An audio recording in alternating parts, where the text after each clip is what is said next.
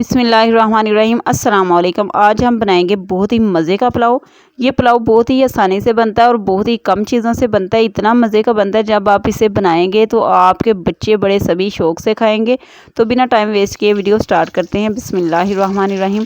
सबसे पहले मैंने कढ़ाई में 2 बड़े चम्मच घी डाल दिया है। घी डालने के बाद जब घी हल्का सा गर्म हो गया है तो मैंने इसके अंदर एक बड़ी कटी हुई प्याज शामिल कर दी है।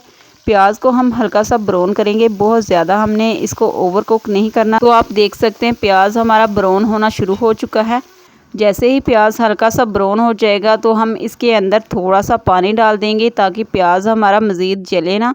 तो आप देख सकते हैं मैंने थोड़ा सा इसके अंदर पानी डाल दिया है। उसके साथ साथ मैं इसके अंदर एक टमाटर डाल दूँगी, थोड़ा सा कटा हुआ अदरक डाल दूँगी।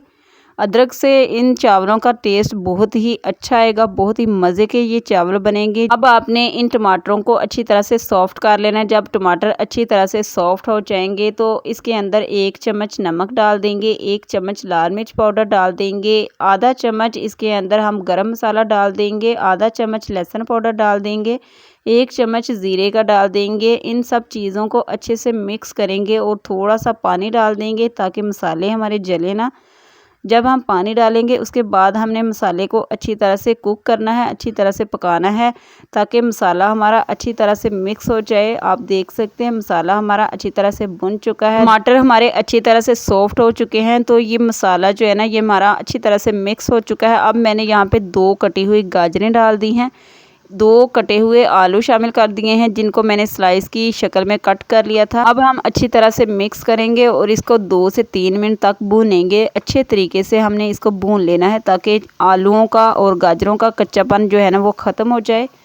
आप देख सकते हैं जब इस तरीके से हम आलूओं और गाजरों को भूनेंगे तो इनका बहुत ही अच्छा टेस्ट आएगा चावलों के अंदर। यहाँ पे मेरे पास थोड़े से मटर थे, वो भी मैंने इसके अंदर डाल दिए हैं और मज़ीद मैं इसको 1 मिनट तक भून लूँगी।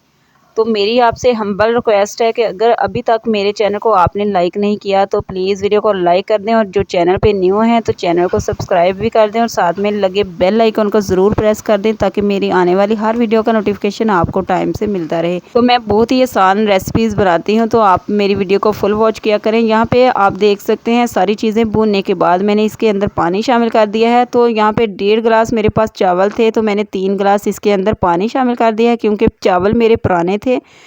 तो यहाँ पे पानी जो है ना ये गर्म हो चुका है। अब मैंने जो चावल धो के रखे हुए थे वो मैं इसके अंदर डाल दूँगी और इनको अच्छी तरह से मिक्स करूँगी। मिक्स आपने जो है ना 1 से 2 दफ़ा बस करना है, लगातार चम्मच नहीं चलाते रहना क्योंकि अगर आप लगातार चम्मच चलाएंगे तो आपके चावल टूट जाएंगे, बिल्कुल भी अच्छे नहीं बनेंगे। आप देख सकते हैं चावलों को डालने के बाद मैंने 1 से 2 दफ़ा चम्मच चलाया है और उसके बाद जो है ना मैंने इसके अंदर बिल्कुल भी चम्मच नहीं चलाया। इसको हम कवर करेंगे और 2 से 3 मिनट पकने देंगे। जब 3 से 4 मिनट गुजर जाएंगे उसके बाद आप देखेंगे कि आपके चावल जो है ना ये काफ़ी हद तक पक चुके होंगे। तो आप देख सकते हैं मैंने 3 से 4 मिनट इनको बिल्कुल भी नहीं हिलाया। उसके बाद मैंने जब ढक्कन उठाया तो ये काफ़ी हद तक पक चुके थे।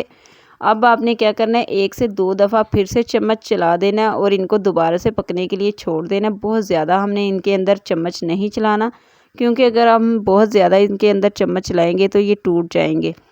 तो आप देख सकते हैं मैंने इनको दोबारा से जो है ना वो ढक दिया था और 5 मिनट के बाद दोबारा से जब खोला है तो हमारे चावल जो है ना काफ़ी हद तक पक चुके हैं। अब हम इनको दम लगाएंगे और उसके बाद जो है ना इनको बिल्कुल भी नहीं हिलाएंगे। 1 से 2 दफ़ा मैंने इसके अंदर फिर से चम्मच चला दिया है। अब मैंने क्या किया यहाँ पे 3 से 4 हरी मिर्चें इसके अंदर डाल दी हैं और 2 नींबू मैंने इसके अंदर काट के डाल दिए हैं और साथ में थोड़ा सा सूखा पुदीना था मेरे पास वो मैंने इसके अंदर डाल दिया है। सूखे पुदीने से बहुत ही अच्छा फ्लेवर आता है, बहुत ही टेस्टी चावल बनते हैं, आपने ज़रूर से डालना है। उसके बाद मैंने थोड़ा सा इसके अंदर ऑरेंज कलर जो है ना वो इसके अंदर शामिल कर दिया है। सारी चीज़ें डालने के बाद इसको कवर करेंगे और इसको 10 मिनट के लिए दम पे रख देंगे।